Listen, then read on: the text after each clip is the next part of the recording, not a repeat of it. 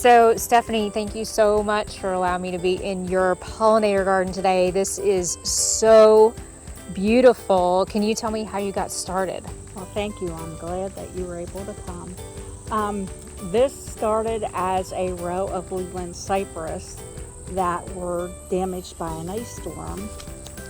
And so we left one that was still able to stand up straight. Right. And we removed 16. Wow, that's a lot of Leland cypresses to come down. So now you've got this big open canvas. So then what happened? So we started with a quick fire hydrangea and some purple coneflowers. And the goldfinches were nice enough to keep spreading the coneflowers. And so things just sort of grew from there, and we added plants in as we widened the bed and made it longer. And so after 10 years, this is what it turned into. That's an awesome story, but I think it's also an awesome story that you started small. You know, you started with one plant, then you added some, and then you apparently left the seed heads, which made your birds super happy, but then one plant becomes multiple plants at that point. Yes, if you look at the stand of purple coneflowers, they were really good about spreading the seeds. Right, and it's an important point this time of year because we have a lot of migratory birds as well as overwintering birds, and not only are the monarchs fueling and fattening up this time of year, but so are our birds for the same reason that many of them are going to be leaving here or they're going to be staying, and they're trying to get certainly enough fuel on board to overwinter.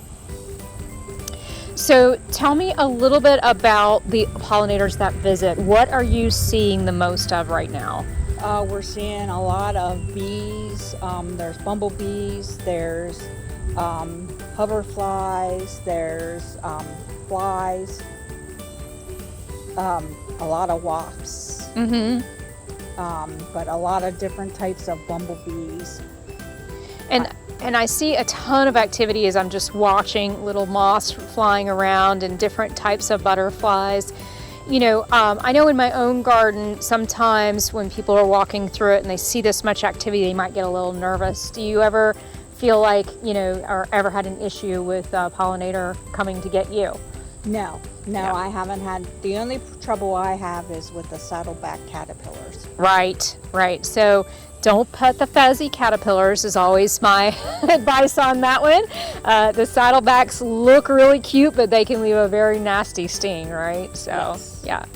And then I've also noticed that you've done a technique that certainly science supports, which is you've got lots of different types of milkweed right on the edges of the bed. Can you talk about the types of milkweed you have here? Okay, so we have common, we have showy milkweed, we have swamp, we have butterfly weed, we have world milkweed, and we have green milkweed. So you have a buffet. If you're a monarch, you definitely want to visit Stephanie's garden because there is definitely something you will want to eat on your on your plate for sure. But you also have a huge variety of native perennials, herbs, and annuals. Talk to me about what you find the pollinators like the most.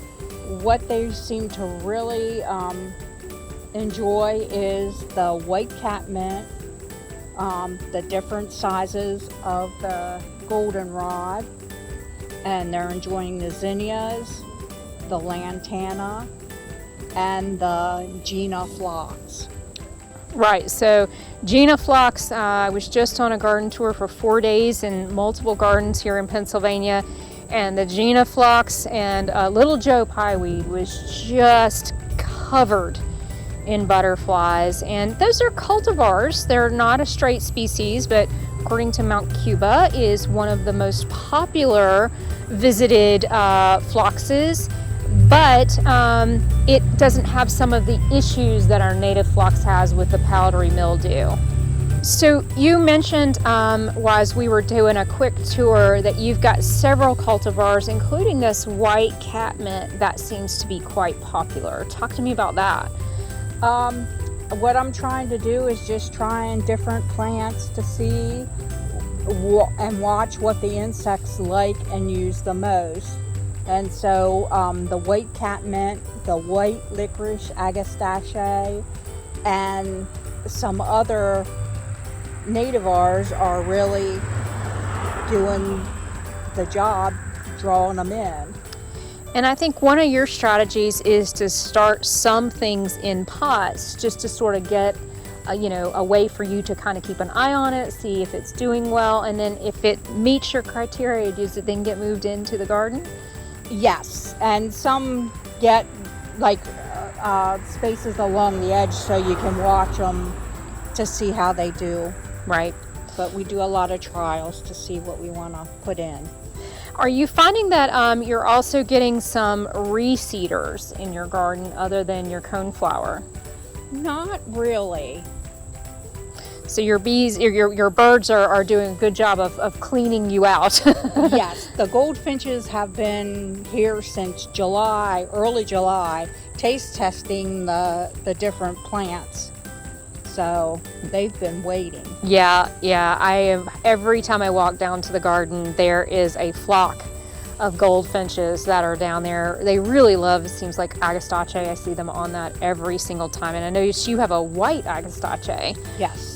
We have white licorice agastache, which I winter sowed this year, and it has been phenomenal with all the bees and wasps and flies and hoverflies. Oh, that's fantastic. So you mentioned winter sowing. Do you do a lot of winter sowing in this garden? Yes, I do. So how many seeds do you start, and when do you typically start them? Well, I'm an admin for the Winter Sowers group on Facebook, and so I think I had 80 containers. Oh my goodness, that's a lot of winter sowing. Yes. I was so successful at it. I have a friend, Donna Werblowski, who is a grower from Manada, and she taught me how to winter sow, and we were so successful. Just, it can get a little overwhelming, right? Yes. Yes. You need to have a potting party. Yes. Well, yeah. It was very trying to start things that I wanted to make sure that would work in the garden. And so that was quite an ordeal getting everything planted this year and trying to keep track of everything. I see a little hummingbird moth as we're standing here. One of my absolute favorites to the garden for sure. I love that visitor very, very much. If you were going to give advice to someone who might be interested in starting a pollinator garden, certainly what are some of the tips and tricks that you think would be helpful for someone to know who might be starting from scratch? Well, you need host plants and you need nectar plants. Right. So you might want to start with zinnias are always a good nectar plant that everybody seems to love. Agreed. And then your host plants, just start with some parsley and get some swamp milkweed. That's the less aggressive type of milkweed. And start there and see what you draw in. And your bees will enjoy catmint or agastache, and you can just go from there and see what works in your garden. Yeah, so one of the things I would say about this pollinator garden, one of the concerns I hear from people is, oh, I think this is gonna, be messy, or I've talked with townships and they'll say, oh, we think they look a little wild, but I really like how you've created some structure. So if you're trying to make more of a formal look like you have, what are some recommendations you have? Well, I used hydrangeas as the winter interest and backbone structure of it, and then I built it around that. Right. So start with the big plants, put the big plants in. It's kind of that old rule of start with the big rocks first, then the little rocks, then the sand, then the water. It's the same thing. Yeah, that's the best way to do it. Yeah.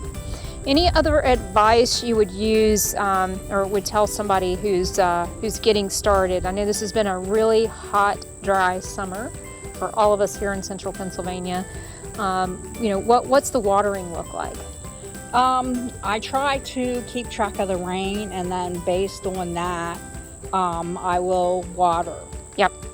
And so if there's weeks where we have a lot of water, I don't run Drip anything. irrigation or anything. Yeah. Now, I think that's great advice. I mean, the good news is many of these native plants have extensive root systems, so they're specifically adapted to our climate, and they do not mind that you throw weeks of no water, but it does not mean that you can't not water at all.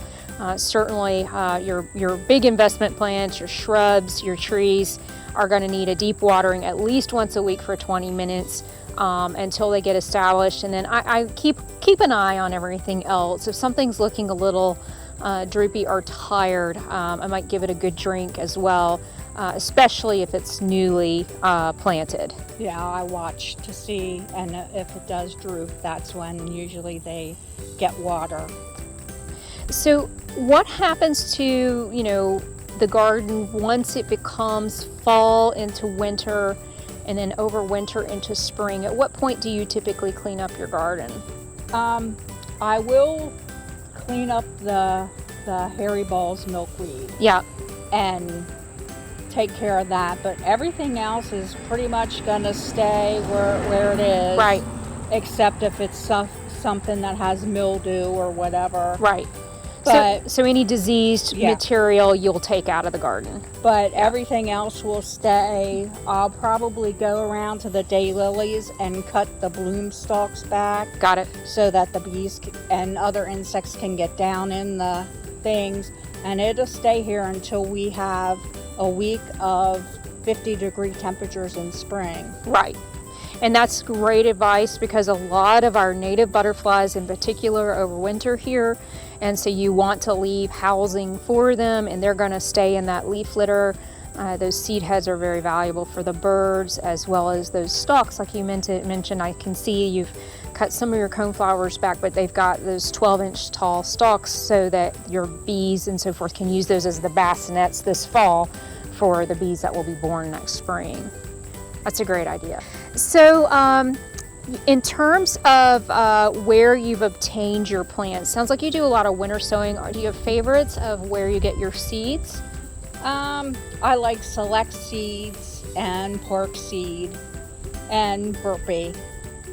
And then Baker Creek is always Yeah, I noticed you had some vegetables in the pollinator garden, which I highly recommend. So you get more of vegetables since they're pollinating. So I like Baker Creek a lot too. They're one of my favorites. The other one that I've started to use a lot because they're non-GMO and they are region specific is Botanical Interests. Yes. So, yes. And they have some both of those companies have probably the prettiest packaging yes, of any of the seed companies for sure. So I'm super grateful for you to allow me out. And is there anything else that you would say to a budding butterfly gardener? It doesn't matter what size you start with. Start, if you don't feel comfortable doing a little plot, start with a whiskey barrel. I love it. Pot. I love it. You can make a difference right on your porch, right? Mm-hmm. Great. Well, thanks again. You're welcome.